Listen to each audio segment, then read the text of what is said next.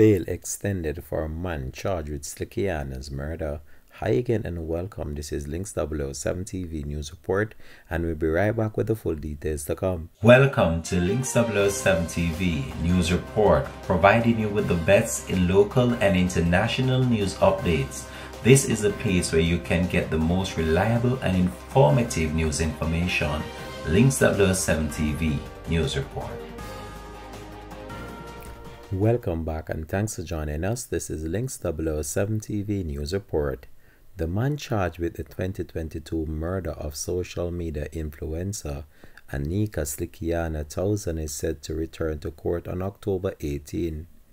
Rashawn Patterson had his bail extended when he appeared in the St. James Circuit Court on Monday.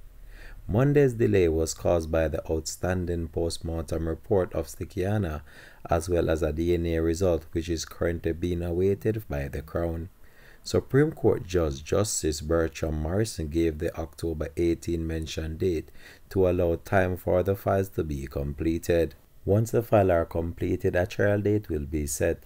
1000 body was found floating in the sea in Reading in St. James on October 21, 2022. Reports are that on October 20th, 1000 traveled from Kingston to Montego Bay, where she was picked up by Patterson. During the course of the evening, it is alleged that they visited a restaurant in Hanover and a guest house in St. James. At some point during the night, an argument developed between them. Patterson reportedly strangled 1000 and disposed of her body in the sea. A passerby discovered the body and alerted the police.